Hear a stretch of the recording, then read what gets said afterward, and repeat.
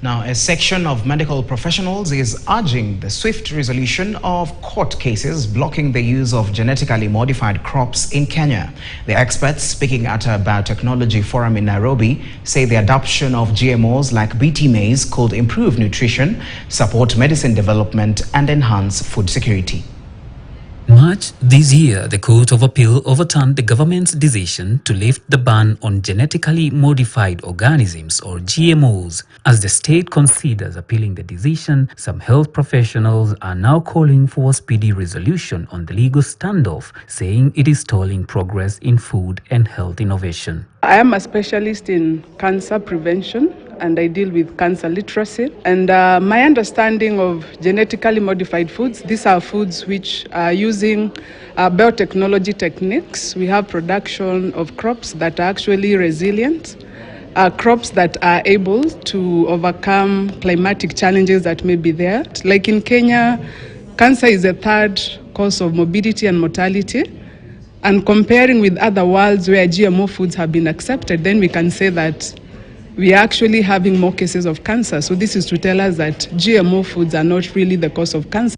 Speaking during a meeting organized by the Kenya University Biotechnology Consortium, medics said biotechnology is key to solving both food security and medicine access. We have realized that for a long time, biotechnologists or scientists in this area of biotechnology have been locking themselves in the lab doing stuff, and the other arms of scientists are not aware of what is happening.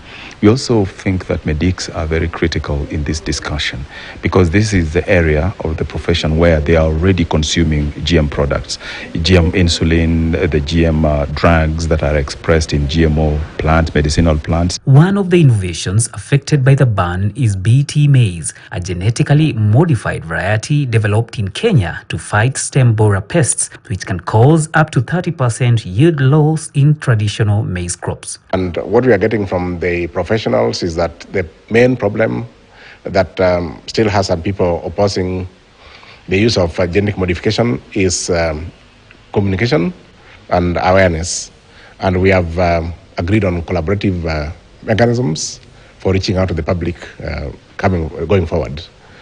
So I personally would tell Kenyans that the GM available for the market in Kenya, which has been developed locally by us, is BT maize, and its safety has been assured by the developers, by the regulatory systems such as the National Biosafety Authority that traces the development from laboratory stage to field trials, to market, to surveillance, and safety tests have been conducted, and people should not fear consuming such products. The National Biosafety Authority, the government agency tasked with regulating GMOs, says all approved genetically modified products undergo strict scientific evaluation to ensure that they are safe for human consumption and the environment. We are required to do what we call post-release or post-commercialization monitoring.